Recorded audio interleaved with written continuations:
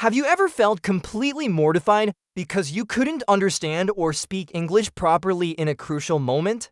Well, I have, and it happened during one of the most important job interviews of my life. Today, I'm going to share that story with you not to dwell on the embarrassment, but to show you how that moment became the turning point in my journey to mastering English. If you're struggling with English, feeling frustrated or embarrassed, this video is for you. Stick around because by the end, you'll see why every mistake is a step toward fluency. And hey, if you find this story relatable or inspiring, don't forget to hit that like button and subscribe to Ingles Con Juan for more real-life English learning stories and tips. It was a sunny morning in June, and I was dressed in my best suit, ready to impress at a job interview for a position I had dreamed of for years. The company was international, and while I knew some English, I wasn't fluent. But I thought, how hard can it be? I've practiced common interview questions. Oh, how wrong I was. As I sat across from the interviewer, a kind-looking woman with a British accent, she started with the usual questions. Tell me about yourself. Why do you want to work here? I answered them decently, though I could feel my nerves making my English a bit shaky. Then came the question that would haunt me for weeks. Could you describe a situation where you had to navigate a complex stakeholder environment to achieve a project goal? I froze. Stakeholder environment. What did that even mean? I knew stakeholder meant someone with an interest in the company, but navigate a complex stakeholder environment? My mind went blank. I stammered, trying to piece together a response, but it was clear I didn't understand the question.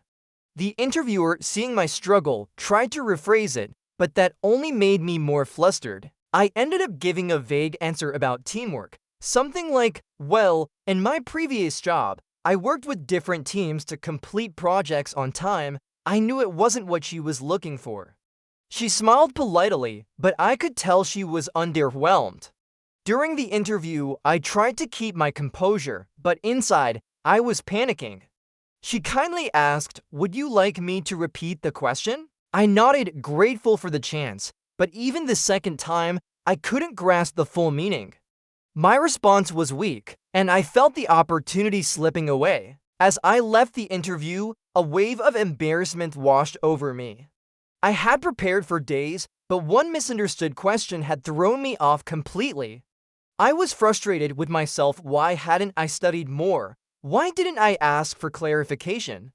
I replayed the moment over and over, each time feeling more ashamed. That night, I couldn't sleep, thinking about how I had probably lost the job because of my poor English. Walking out of the building, I felt defeated. I had spent weeks preparing, practicing my answers, and even memorizing industry-specific terms. But in that moment, none of it mattered because I couldn't understand one crucial question. I felt like a failure not just as a job candidate, but as someone who had underestimated the importance of language skills. That night, I confided in a friend who tried to cheer me up by saying, "It's just one interview. There will be others," but I knew that if I didn't improve my English, this would happen again. Then something shifted. Instead of wallowing in self-pity, I decided to take action. I realized that if I wanted to succeed in an international career, I needed to master English, not just know it, but truly master it.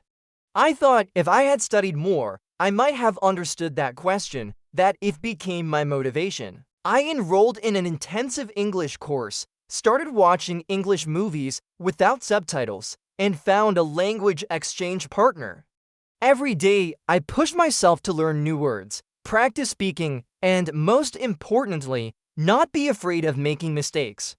The next morning, I woke up with a newfound determination. I decided to turn my embarrassment into fuel for learning. I identified my weaknesses: listening comprehension and business-related vocabulary.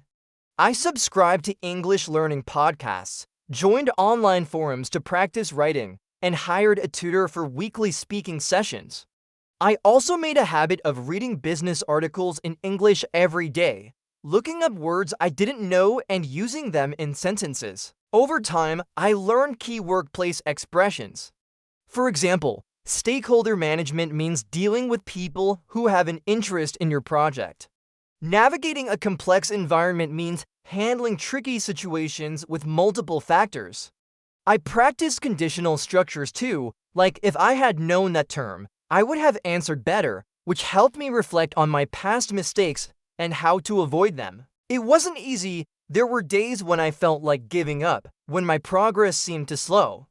But I remembered that embarrassing interview and how I never wanted to feel that way again.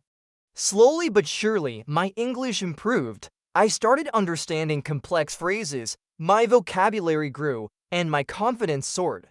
A year later, I applied for another job at an international company. This time, when the interviewer asked a similar question, "Can you give an example of how you've managed stakeholder expectations in a challenging project?"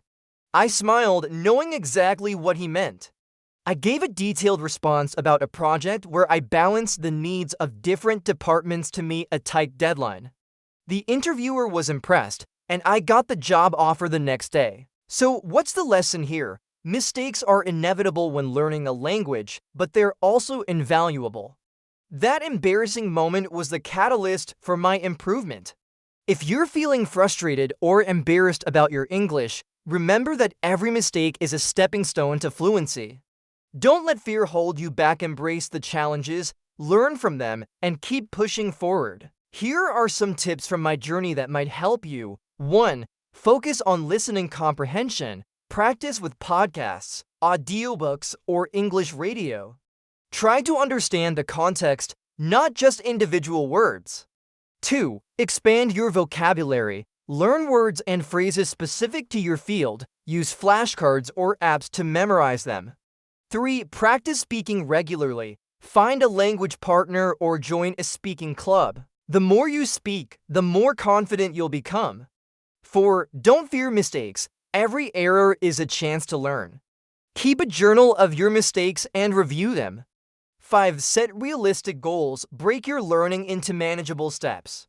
Celebrate small victories to stay motivated. By following these tips, you'll be better prepared for situations like job interviews, where clear communication is key. Looking back, that embarrassing interview was a blessing in disguise. It pushed me to improve my English and taught me resilience and the value of continuous learning. Today, I work in an international company, collaborating with colleagues worldwide, and I owe much of my success to that pivotal moment. So if you're facing a similar challenge, know that it's not the end, it's the beginning of your journey to mastery. If you found this video helpful, please give it a thumbs up and subscribe to English with Juan for more motivational stories and practical English learning advice. Your support helps us create more content to inspire learners like you. Learning English is a journey, not a destination. There will be ups and downs, but each step, no matter how small, brings you closer to your goal. So keep studying, keep practicing, and most importantly, keep believing in yourself. Thank you for watching and see you in the next video.